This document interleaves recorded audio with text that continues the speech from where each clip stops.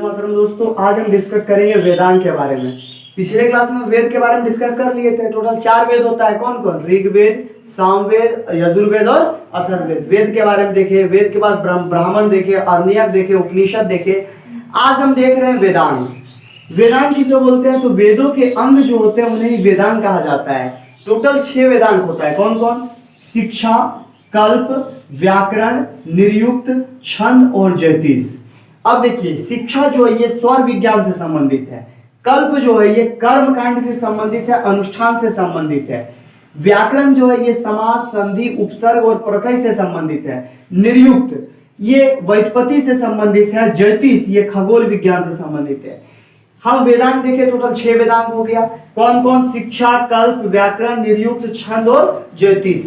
इसके बाद सूत्र की बात करते हैं। 3 तरह का सूत्र होता है: स्रोत सूत्र, गृह सूत्र, धर्म सूत्र। स्रोत सूत्र जो है ये कर्मकांड से संबंधित है। गृह सूत्र जो है ये गृहस्थ से संबंधित है। और धर्म सूत्र जो है ये रीति रिवाज से संबंधित है। उत्तरी ध्रुव से आए थे। तो ये आर्य जो थे, ये आर्य की प्रशासनिक इकाई किसको क्या बोलते थे? कुछ कुछ इंपॉर्टेंट पॉइंट को देख लेते हैं। जिसे कुल, कुल मतलब होता था परिवार, परिवार को ये लोग बोलते थे कुल। इसके बाद गांव को ग्राम बोलते थे। गोत्र को विष बोलते थे। जैसे आज गोत्र है, अलग अलग जाति, अलग अलग गोत्र है। माना जाता है कि जिस व्यक्ति का, जिस वंश का, जिस ऋषि से उत्पत्ति हुआ है वो उसका गोत्र है। जैसे बहुत सारा गोत्र हो सकता है, सैंडिल हो सकता है, भारद्वाज हो सकता है, भार्गव हो सकता है, अलग अलग, कश्यप हो सकता है।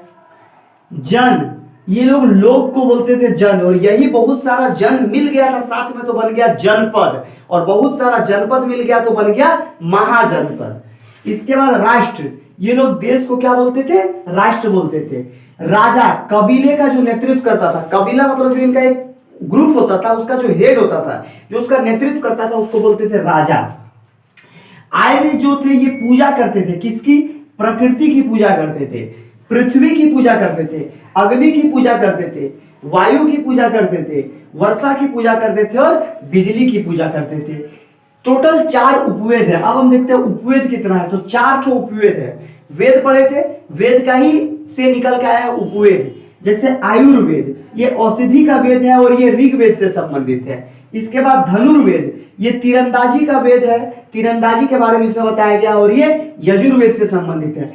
गंधर्व वेद ये संगीत से संबंधित है और ये सामवेद से रिलेटेड है। इसके बाद आता है शिल्प वेद। ये शिल्प, शिल्प मतलब कोई भी चीज बनाना, ड्राइंग वगैरह, कोई भी अच्छा चीज बनाना, ठीक है, निर्माण करना। और ये अथर्ववेद से संबंधित है। तो आयुर्वेद किसका उपवेद है? ऋग्वेद का। धनुर्वेद किसका है? यजुर्वेद का। अथर्ववेद किसका है? सामवेद का। और शिल्प वेद किसका है? अथर्ववेद का। ये सब इन लोगों से, इन सारे वेदों से संबंधित है। पुराण के बारे में टोटल कितना पुराण है? तो टोटल 18 पुराण है। और ये पुराण की रचना जो हुई थी ये 5वीं से 4वीं ईसा पूर्व के बीच हुई थी। पुराण में अलग अलग देवताओं के बारे में अलग अलग पुराण लिखा है। तो सबसे जो प्राचीन पुराण है, सबसे पुराना पुराण है, यह है मत्स्य पुराण। भविष्य पुराण एक पुराण है। इसमें सातवाहन वंश की जानकारी मिलती है। आगे हम पढ़ेंगे सातवाहन वंश के बारे में। विष्णु पुराण में मौर्य एवं गुप्त वंश की जानकारी मिलती है। और वायु पुराण में शुंग एवं गुप्त वंश की जानकारी मिलती है। तो पुराण से क्या क्या क्वेश्चन बन सकता है? पुराण कितना? 18 है। 5वीं से 4वीं ईसा पूर्व के बीच लिखी गई थी। सबसे पहला पुराण क्या है? तो मत्स्य पुराण है। भविष्य पुराण में किसमें सातवाहन वंश की जानकारी मिलती है? भविष्य पुराण में। मौर्य एवं गुप्त वंश की जानकारी किसमें मिलती है? विष्णु पुराण में। शुंग एवं गुप्त वंश की जानकारी किसमें मिलती है? वायु पुराण में। विश्व की जो सबसे पहली व्याकरण की पुस्तक थी ये अष्टाध्यायी था। अष्टाध्यायी एक पुस्तक का नाम है जो विश्व की सबसे पहला व्याकरण का किताब था। और इसको लिखे थे पाणिनि। अष्टाध्यायी को किसने लिखा था? पाणिनि ने लिखा था। अब बात करते हैं महाकाव्य का। 2 तो महाकाव्य होता है, एक रामायण और दूसरा महाभारत। तो पहले बात करते हैं रामायण। रामायण भगवान श्री राम के बारे में जो कथा है ये इसी को रामायण बोला जाता है। राम की कथा है रामायण में। ये महर्षि वाल्मीकि द्वारा रचित है। ये वाल्मीकि द्वारा लिखा गया है रामायण। मूलतः इसमें 6000 श्लोक है। रामायण में मेनली कितना श्लोक है? 6000 श्लोक है। फिर बढ़ के 12000 श्लोक हुआ और अभी 24000 श्लोक रामायण में वर्तमान में है। रामायण 7 कांडों में विभक्त है। ठीक है। अकबर के काल में राम की ही कथा को रामचरितमानस में लिखा था तुलसीदास ने। किसने लिखा था? तुलसीदास ने। अब हम बात करते हैं महाभारत की। तो महाभारत क्या है, तो ये कौरवों और पांडवों के बीच जो लड़ाई हुआ था, सत्य और असत्य के बीच जो लड़ाई हुआ था, उसके बारे में पूरा वर्णन है महाभारत में। महाभारत जो है ये महर्षि वेदव्यास द्वारा रचित है, महर्षि वेदव्यास द्वारा रचित है। शुरुआत में इसमें 8800 श्लोक था। कितना था? 8800 श्लोक। तब इसको बोला जाता था जय संहिता। शुरू में महाभारत का नाम जय संहिता था। फिर इसमें 24,000 श्लोक हो गया और तब इसको बोला गया भारत। और अभी वर्तमान में इसमें 1,00,000 श्लोक है और अभी इसे बोला जाता है महाभारत। इसमें टोटल 8 प्रकार के विवाह का वर्णन है। भीष्म पितामह ने यह वर्णन किया है। महाभारत में टोटल 8 प्रकार के विवाह का वर्णन है। कौन कौन? सबसे पहले असुर विवाह, फिर गंधर्व विवाह, फिर प्रजापति विवाह, फिर ब्रह्म विवाह, फिर देव विवाह, फिर अर्ष विवाह, फिर पिशाच विवाह और फिर राक्षस विवाह। ये 8 विवाह का इसमें उल्लेख है। अब हम बात करते हैं दर्शन की। दर्शन शास्त्र के बारे में आपने सुना होगा। इसमें बोलता क्या है, तो दर्शन में ये बताया जाता है, फिलोसफी टाइप्स का होता है। तो ये देखिए दर्शन, भारतीय दर्शन की 6 शाखाएं हैं, जिसे हम लोग षड दर्शन कहते हैं। अब पूछेगा कि भारतीय दर्शन की कितनी शाखाएं हैं? 6 शाखाएं हैं। षड दर्शन क्यों कहते हैं? क्योंकि 6 शाखाएं हैं। कौन कौन है? सबसे पहले न्याय दर्शन, फिर है वैशेषिक दर्शन, सांख्यिक दर्शन, योग दर्शन, पूर्व मीमांसा और उत्तर मीमांसा। लेखक देखिए, न्याय दर्शन के लेखक कौन है? अक्षपाद गौतम।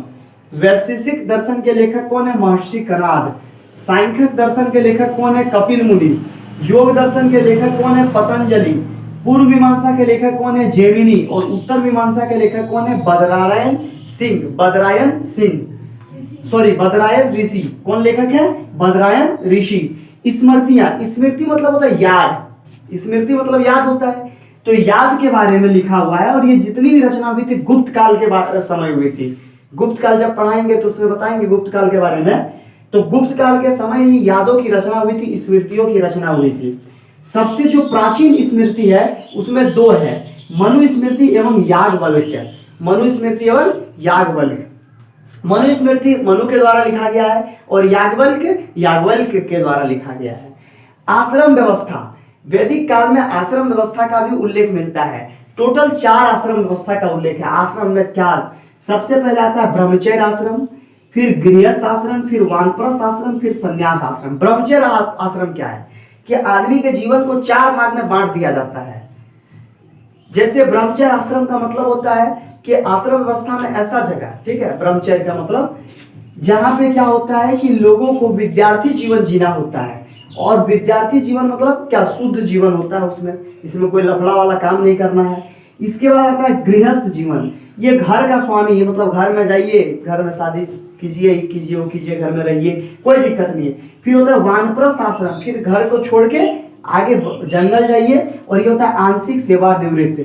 फिर होता है सन्यासी राष्ट्र में ले लीजिए, मतलब पूर्ण रूप से संसार के कर्मों से मुक्ति ले लीजिए और भगवान के यादों में खो जाइए। तो ये टोटल 4 तरह का आश्रम व्यवस्था है: ब्रह्मचर्य आश्रम, गृहस्थ आश्रम, वानप्रस्थ आश्रम और संन्यास आश्रम।